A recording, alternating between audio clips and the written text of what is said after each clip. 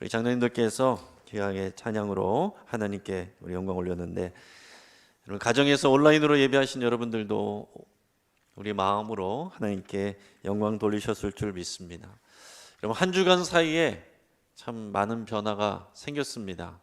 지금 전국적인 재확산으로 인해서 우리는 지금 현장 예배가 아닌 온라인 예배로 비대면으로 전환해서 예배하고 있습니다. 여러분 이런 상황 가운데서 여러분들 마음 약해지지 않도록 마음을 잘 다잡으시고 믿음을 굳건하게 하실 수 있기를 바랍니다. 여러분 이런 상황 가운데서 짜증과 미움과 불신과 절망 같은 이런 부정적인 것들이 우리 마음을 휘저놓지 않도록, 우리를 사로잡지 않도록 여러분께서 스스로를 잘 단속할 수 있기를 바랍니다. 여러분 우리는 마음을 좀 더 여유 있게 잡아야 될 것 같습니다. 2차 팬데믹이 올 것이라는 것을 우리 중도본에서 미리 예고를 했었고, 그리고 이제 전 세계 질병 방지를 위해서 재단을 마련하고 이것을 위해서 노력하는 빌 게이츠는 그런 말을 했습니다. 이번 코로나 사태는 내년 말쯤에 2021년 말쯤에 종식될 거다라는 예측을 내놨습니다. 왜냐하면 이제 백신이 개발돼야 되고, 백신이 개발되면 이것이 충분히 집단적 면역력을 갖출 만큼 많은 사람들이 맞추려고 하면은 시간이 걸리는데, 그것이 내년 말 정도 될 거라고 내다봤습니다. 그 사이에 전 세계적으로 수백만 명이 더 목숨을 잃을 것이라는 그런 비관적인 그런 전망을 내놓긴 했습니다. 여러분 지금 우리는 단기간의 장밋빛 꿈이 아니라 요셉과 같이 장기간의 흉년을 대비해야 되는 그런 지혜와 믿음이 필요합니다. 당장의 눈에 보이는 것 이상의 것을 볼 수 있는 믿음의 눈을 가질 수 있기를 여러분 축복합니다. 미국 옥스퍼드 대학에서 역사학과 정치학을 가르치는 티모시 와인가드라는 교수가 쓴 목이라는 책이 있습니다. 이 책은 인류 역사의 흐름을, 그것을 지배한 것은 이 제국의 군사력이나 제왕적인 지혜가 아니라 조그맣고 성가신 목이다라고 얘기하고 있어요. 이게 도대체 무슨 얘기인가 의아해 하시겠지만은 이 내용을 읽어보면은 금방 수긍이 됩니다. 2000년 이래로 전 세계에서 매년 평균 200만 명이 목숨을 잃고 있습니다. 근데 인간의 생명을 빼앗는 가장 큰 적이 누구일 것 같습니까? 가장 큰 적이 매년 72만 5천 명의 목숨을 빼앗는 모기이고, 2위가 전쟁 등을 통해서 사람 목숨을 빼앗는 인간이고, 여러분 우리가 무서워하는 그런 상어, 늑대 1년에 10명 정도입니다. 코끼리와 사자로 인해서 목숨을 잃는 사람은 1년에 100명 정도. 모기가 사람을 물어서 죽이는 것은 아닙니다. 그런데 모기를 매개로 해서 전염되는 이 전염병, 이 질병을 통해서 사람들이 그렇게 많이 죽는다는 겁니다. 말라리아나 황열병, 지카 바이러스나 일본 뇌염, 댕기열, 이런 질병, 전염병들이 다 모기가 옮기는 질병들인데 이것으로 인해서 죽는 사람이 저렇게나 많다라는 거예요. 알렉산더 대왕이나 징기스칸 같은 이런 정복자들, 그 꿈을 가지고 많은 땅을 정복했지만은 그들이 끝에 가서 그들의 계획대로 되지 않고 주저앉게 된 데는, 그 실패한 데는 결국 그 정복한 땅에서 얻게 된 풍토병 때문입니다. 정복자들은 병력과 무기 면에서는 압도적이었지만은, 그러나 이 전염병을 모기는 작은 모기 앞에서는 속수무책이었다는 거예요. 무기로 무장하고 근육질인 그런 건장한 군사들도 그 지역에 가서는 그 풍토병 앞에서 며칠 내로 픽픽 쓰러져 버리는 그런 일들이 역사 가운데 있었던 것입니다. 로마 시대, 그 이후 또 알렉산더 대왕 때, 십자군 전쟁 때, 콜럼버스 신대륙 발견 때, 나폴레옹 원정 때, 산업혁명 시대 때, 영국 식민지 전쟁 때, 미국 남북전쟁, 세계 1, 2차, 2차 세계대전 비롯해서 현대 이르기까지 모기는 여전히 왕성하게 활동을 하고 있고, 역사를 결정짓는 데 있어서 이 모기를 통한 전염병을 옮기는 이 모기가 큰 몫을 했다라는 것입니다. 그래서 이 인류의 역사를 사회과학적으로 분석한 이 칼 마르크스도 모기에 대해서 이렇게 얘기를 했습니다. 인간은 스스로 역사를 만들지만 원하는 대로 만드는 것은 아니다. 우리의 운명을 좌지우지하고 결정지었던 것은 집요하고 만족할 줄 모르는 모기들이었다. 이런 얘기를 했어요. 이 역사의 발전에 대해서 탁월한 연구를 했던 칼 마르크스가 이런 얘기를 했다는 거예요. 하지만 유물론자였던 이 칼 마르크스가 보지 못한 게 있습니다. 이 모기는 하나님의 피조물일 뿐입니다. 인간이 역사의 주인공 같지만, 인간이 역사를 돌리는 것 같지만은 마르크스는 뭐라고 그랬냐면은 인간이 아니라 모기가 이 역사를 움직였다 이렇게 얘기를 했고, 그런데 실제로 그 모기는 하나님이 만드신 아주 조그만 피조물일 뿐이다 라는 것입니다. 그러니까 결국에는 역사를 움직이는 것은 누구예요? 역사를 운행하시는 주인은 하나님이시라는 것. 이것을 칼 마르크스는 못 본 겁니다. 지금 전 세계가 마비되어 가다시피 하는, 여러분, 이런 원인이 되는 코로나 바이러스, 세포도 아닌 작은 미생물일 뿐입니다. 그러나 그 안에서, 이 앞에서 모든 세계가 두려워하고 어려움을 겪고 있지 않습니까? 이런 인간의 역사와 현실 속에서 보이지 않는 하나님의 손, 하나님의 역사를 볼 수 있는 여러분들이 될 수 있기를 바랍니다. 그리고 하나님의 음성을 들을 수 있는 그런 영적인, 들을 수 있는 귀가 있기를 바랍니다. 여러분, 우리 눈에 보이는 것하고 하나님이 보시는 것은 달라요. 그리스도인들은 하나님이 보시는 것을 보려고 해야 되는 것입니다. 보이지 않는 하나님과 하나님의 약속을 믿는 사람이 우리 그리스도인들이에요. 여러분, 우리 기독교 복음의 중심이 뭡니까? 십자가거든요. 근데 이 예수님의 이 십자가 죽음이죠. 십자가 죽음은 유대인들에게 있어서 저주로 여겨졌어요. 나무에 달리는 것은 저주입니다. 그래서 유대인들이 볼 때 이 예수님의 십자가, 이것은 부끄럽고 수치스러운 그런 것들이었습니다. 그런데 반면에 이 철학적 지혜를 강조하는 헬라인들이 볼 때는 굉장히 어리석은 것이었습니다. 여러분, 이 세상에 이 진리를 추구하고 영생을 주는 것이 하나님의 아들이라는 사람이 십자가에서 달려서 죽은 것, 그것을 믿기만 하면은 이 영생의 문제가 해결이 된다고, 하나님의 의를 받게 된다고, 이것을 어떻게 철학적인 지혜로 합리적으로 이해시킬 수가 있겠어요? 그럼 지금도 이것을 사람들에게 예수님의 십자가를 설명해가지고 사람들 구원시키기가 어려워요. 이것을 합리적으로 설명시켜서 설득시킬 수가 없습니다. 여러분, 보이는 것, 강한 것, 이해되는 것, 이것을 의지하고 신뢰하는 것이 사람의 본성입니다. 그래서 하나님은 보이지 않는 것, 연약한 것, 이해되지 않는 것을 통해서 일하시는 거예요. 하나님 앞에 믿음을 가지고 겸손하게 나온 사람만 그래서 하나님 앞에 나갈 수가 있게 되는 것입니다. 오늘 본문의 4절 말씀을 우리 같이 한번 읽어보겠습니다. 자, 시작. 그리스도께서 약하심으로 십자가에 못 박히셨으나 하나님의 능력으로 살아계시니 우리도 그 안에서 약하나 너희에게 대하여 하나님의 능력으로 그와 함께 살리라. 아멘. 자, 사도 바울이 고린도 교회에 보내는 편지에서 뭘 말하고 있습니까? 예수 그리스도가 약하시고 이 예수 그리스도를 따르는 이 사도가 약하다라는 것을 강조하고 있어요. 자, 예수님을 전하는 사도들이 약하고 그들이 전하는 예수님이 십자가에 달려 죽으신 연약한 모습으로 그 사역을 하셨는데 이것을 강조하고 있어요. 왜 예수 그리스도와 그리고 그를 따르는 사도들은 이런 연약한 모습으로, 부끄럽고 수치스러운 모습으로 일하셔야만 했을까? 여러분, 왜 그랬을 것 같습니까?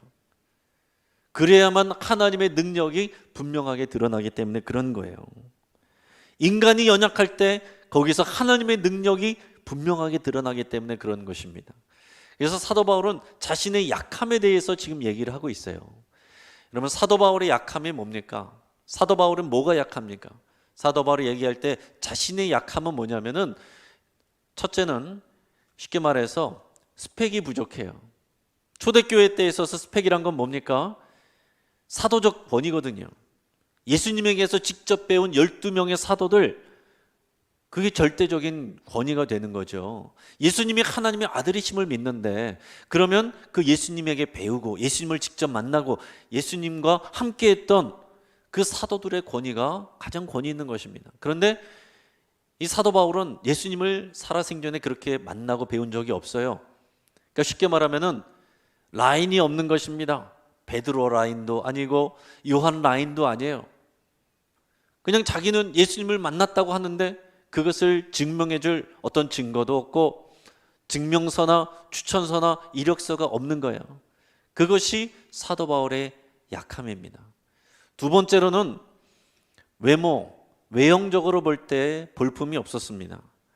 사람들은 지금도 마찬가지예요. 사람들이 볼 때 어떤 리더십이나 어떤 신뢰감을 갖고 할 때, 권위를 가질 때는 그 사람에게 풍겨오는 외적인 부분들에 굉장히 많은 영향을 미칩니다.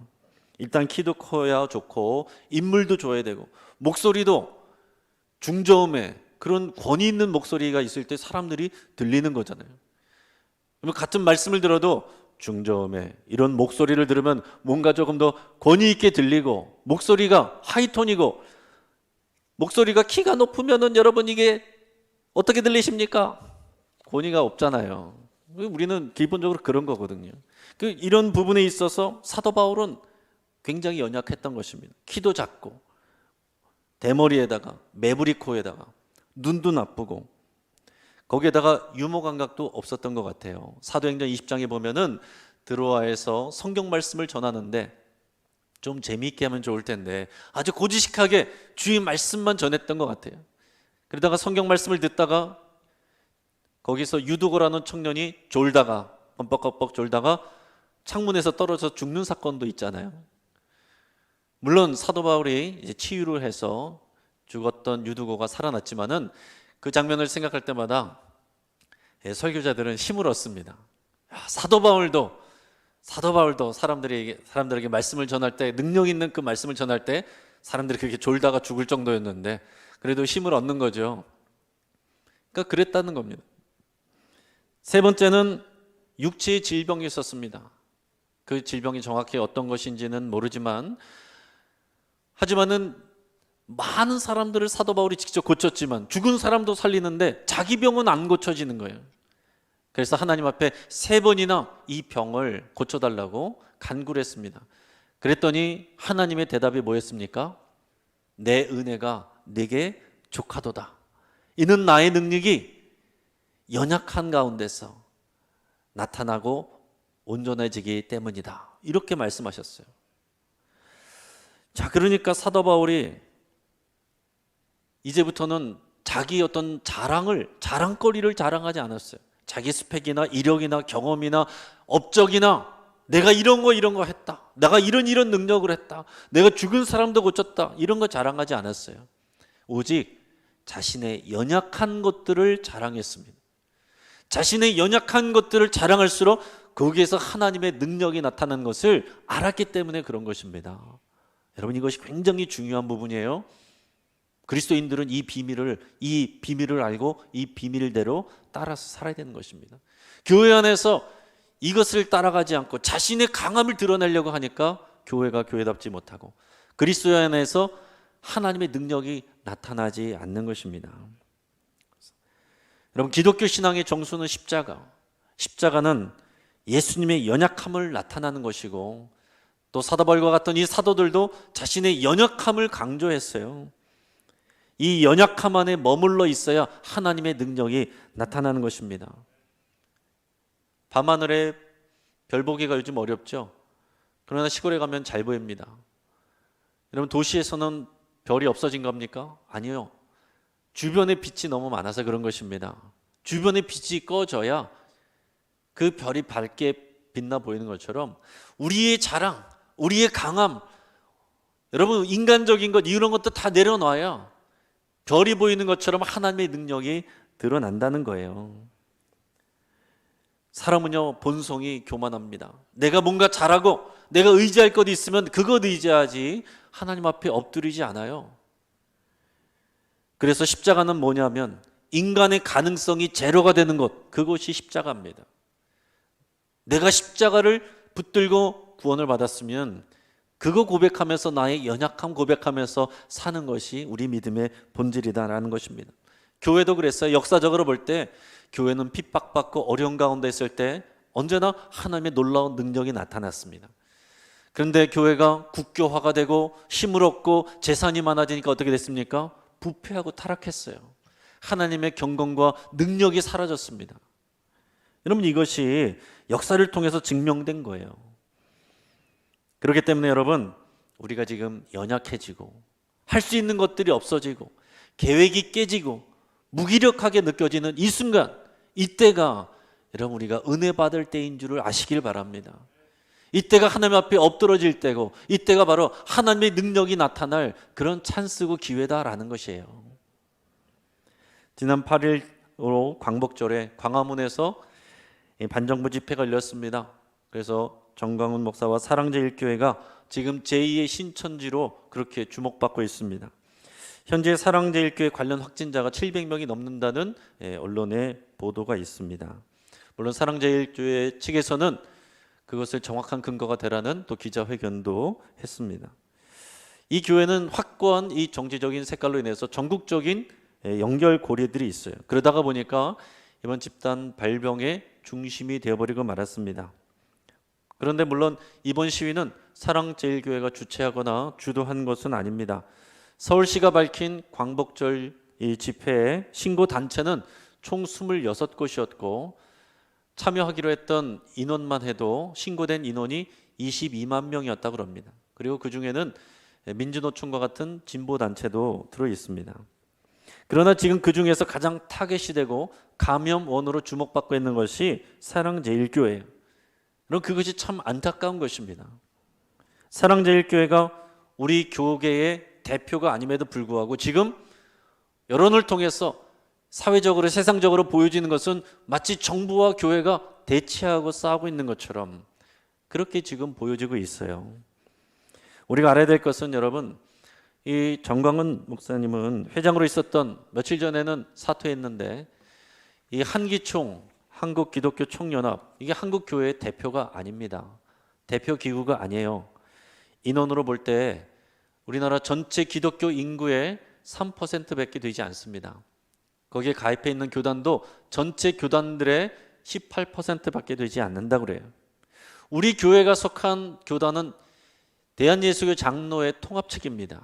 우리 예장통합이라고 그러는데 우리는 몇 년 전에 8년 전에 이 한기총에서 나와서 지금은 한교총, 한국교회 총연합회 여기에 몸담고 있습니다. 지금 우리 한국교회의 주요 교단들은 다 한기총에서 나와서 이 한교총으로 모여 있어요.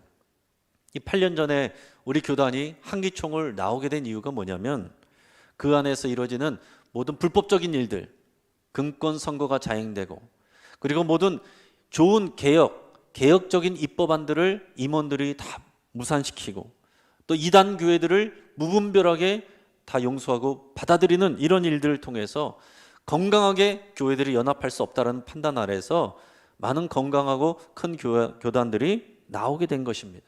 그러니까 지금 한기총은 한국교회를 대변하고 있는 그런 단체가 아닙니다. 사랑제일교회나 한기총이 한국교회 중심도 아니고 대표가 아님에도 불구하고 지금 한국교회를 대표하는 것처럼 스스로 이렇게 말하는 것은 옳지 않다라는 것입니다. 하지만 여러분, 속상한 것은 뭐냐면은 세상 사람들은 그게 상관이 없어요. 이런 설명은 우리 믿는 사람들에게나 통하는 것이지 그냥 세상에 있는 사람들은 그냥 교회인 거예요. 심지어 신천지도 신천지 교회로 알고 있는 사람들이 허다할 것입니다. 세상 사람들이 볼 때는 그냥 똑같은 교회일 뿐이에요. 교인들도 여러분 교단 이름 모르는 사람들 많이 있습니다. 우리 교회가 어떤 교단인지 알지도 못하고 관심도 없는 분들도 많이 있어요. 그렇기 때문에 지금 우리가 사랑제일교회와 선 긋는다고 해서 될 일이 아니다라는 것입니다. 사랑하는 성도 여러분께서는 분별할 수 있기를 바랍니다. 이런 상황들을 알고 계시기를 바라요. 그러나 한편으로는 우리가 공동의 책임감을 느껴야 됩니다. 우리하고 생각이 틀릴지라도 여러분, 세상이 사랑제일교회만 욕하는 것이 아니라 전체 교회를 욕하고 있기 때문에 그 욕을 누군가 먹어야 된다면은 여러분, 교회인 우리가 같이 욕을 먹어야 되는 거예요. 지금 그런 상황입니다. 여러분들은 여러분들이 속한 교회와 그 교단의 지도를 잘 받을 수 있기를 바랍니다. 여론과 다른 교회의 지도를 받지 마시고 여러분이 속한 여러분의 교회와 여러분이 속한 교단의 지도를 받으셔야 돼요.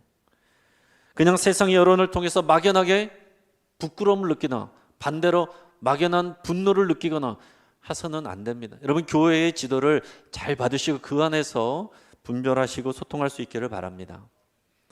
사랑제일교회와 성도님들은 그 나름대로 나라를 사랑하는 그 마음과 믿음이 있었을 거예요.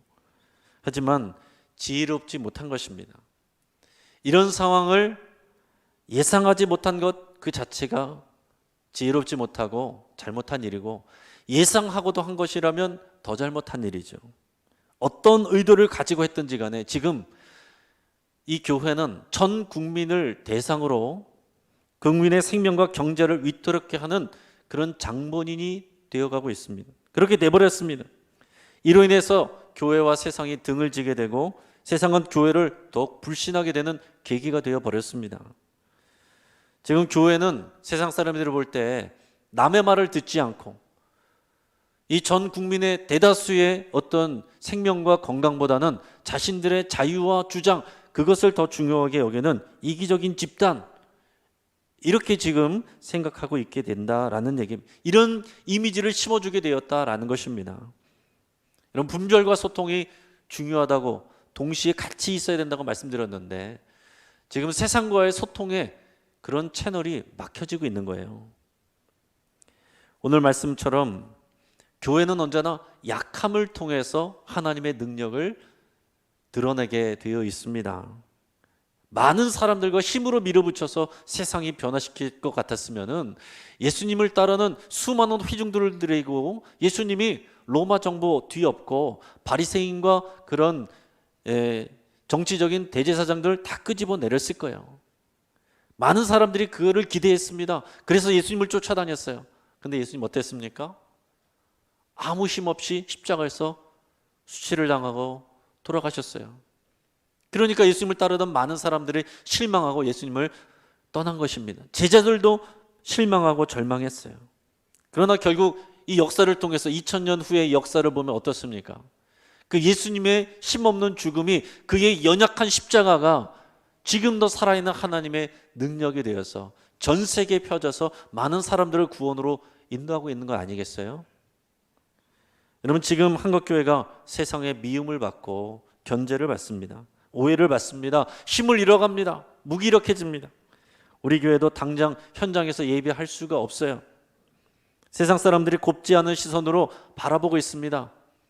여러분, 그러나 괜찮습니다. 그래도 우리는 소망이 있어요. 이러한 때에 우리가 오히려 겸손하게 그리스도의 십자가의 연약함, 이 사도들의 연약함, 여기에 우리가 동참하면서 믿음으로 이 시기를 견뎌 나가면 오히려 하나님의 능력이 나타날 것입니다. 지금 우리에게 필요한 것은 이 우울하고 지금 절망스러운 위험한 상황의 주범이 누구이냐? 우리 분풀이의 대상을 누구로 해야 되느냐? 이것을 가리는 것이 중요한 것이 아닙니다. 오늘 고린도 교회 성도들에게 말씀했던 그 말씀이 오늘을 살아가는 저와 여러분들에게, 우리 한국교회에게 주시는 하나님의 말씀입니다. 그 말씀을 경청하시기 바랍니다. 오늘 5절의 말씀을 같이 읽겠습니다. 저 시작. 너희는 믿음 안에 있는가? 너희 자신을 시험하고 너희 자신을 확증하라.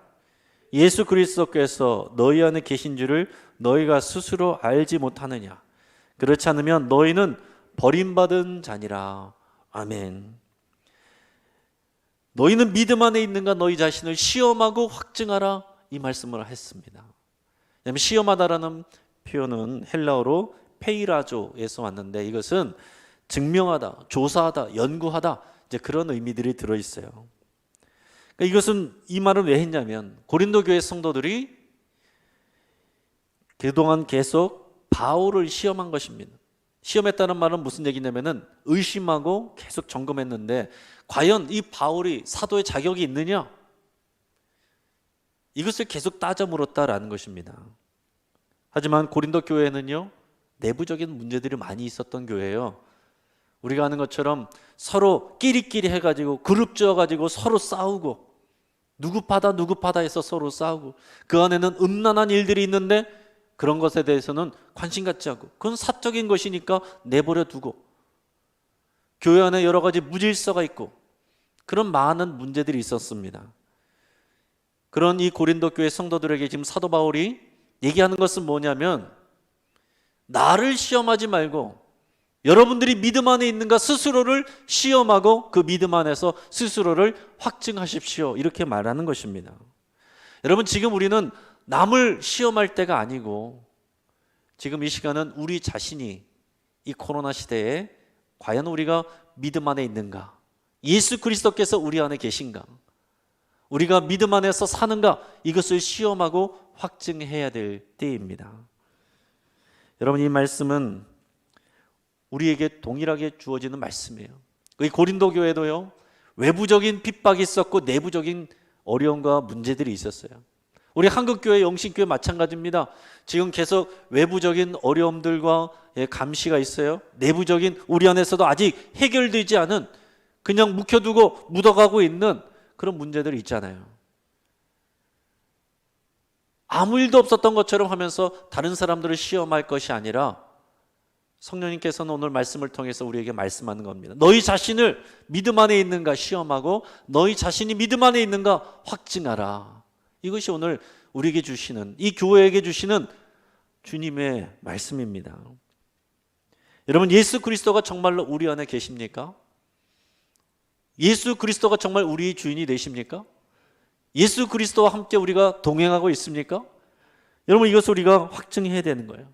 정말로 우리가 무엇인가를 판단하고 선택할 때, 어떤 중요한 문제를 판단할 때에 예수 그리스도와 그분의 복음이 그 기준이 되고 있는지를 여러분 스스로 물어볼 수 있기를 바랍니다. 아니면은 내 자존심이, 아니면 내 형편이, 아니면 나의 감정이 어떤 선택의 기준과 판단과 내가 하는 말의 기준이 되고 있는지 그거를 살펴봐야 된다라는 얘기입니다.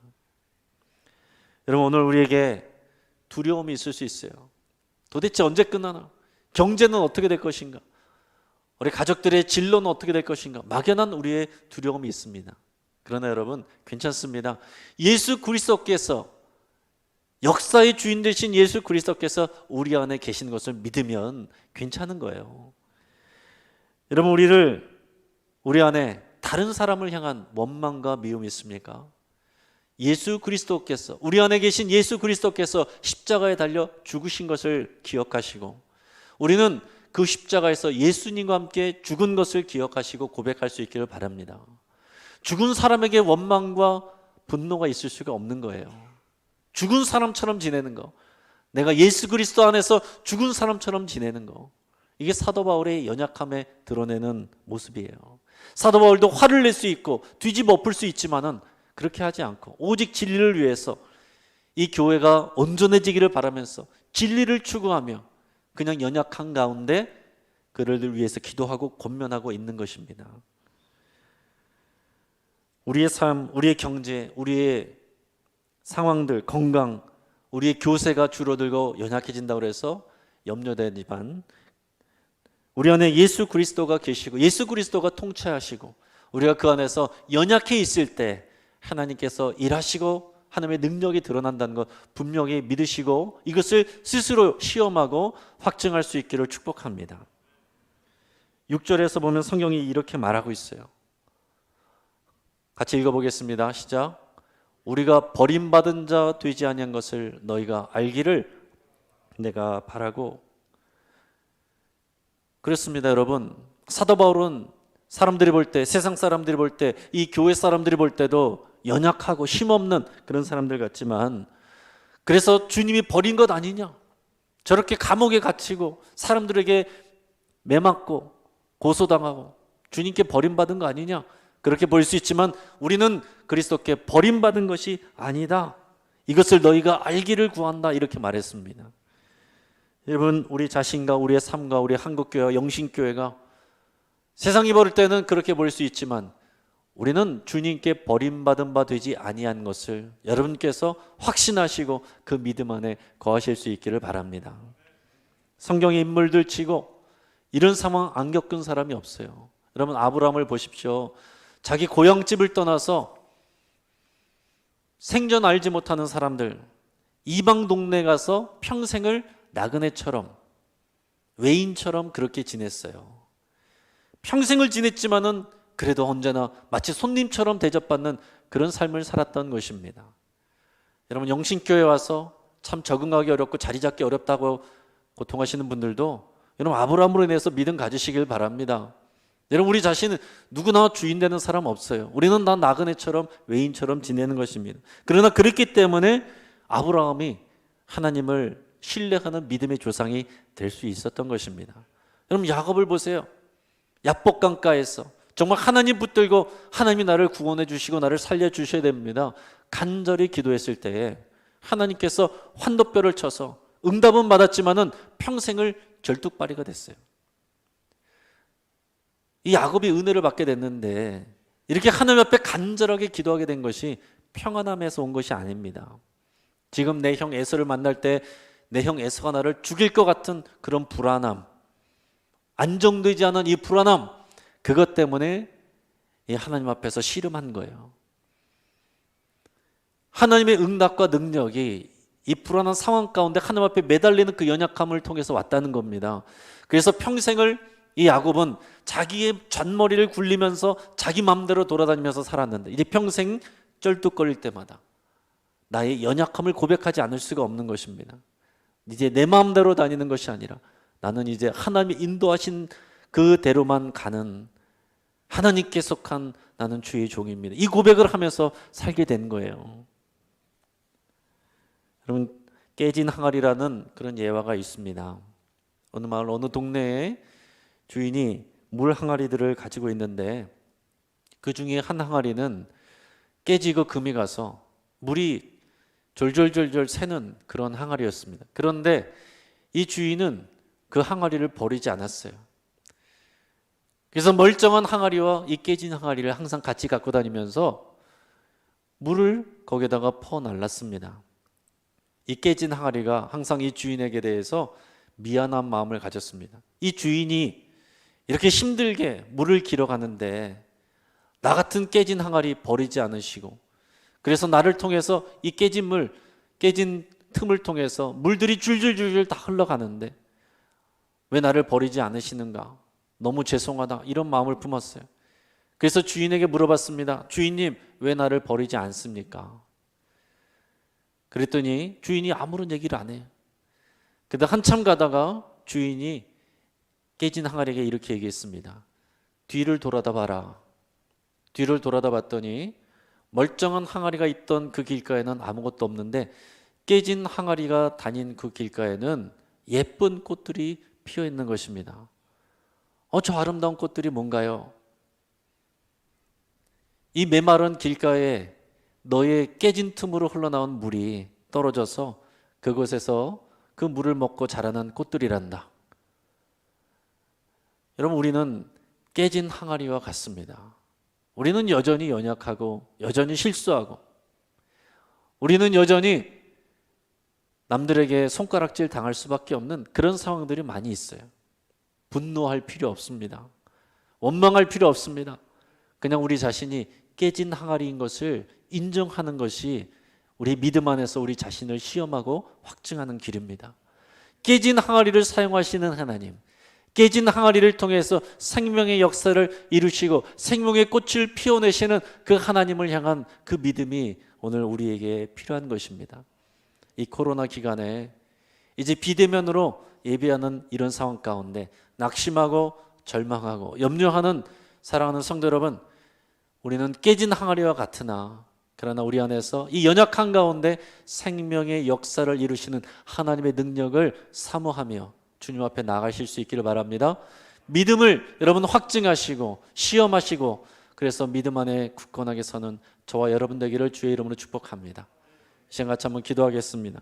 이 시간 기도할 때에 하나님 나는 깨진 항아리입니다. 여러분 그렇게 고백하시며 하나님이 어려운 상황 가운데 우리 남을 원망하고 분노하지 않게 하시고 절망하지 않게 하시고 믿음 가운데 흔들리지 않게 하시고 우리의 믿음을 시험하며 믿음을 확증하게 하여 주옵소서. 이렇게 여러분 기도할 수 있길 바랍니다.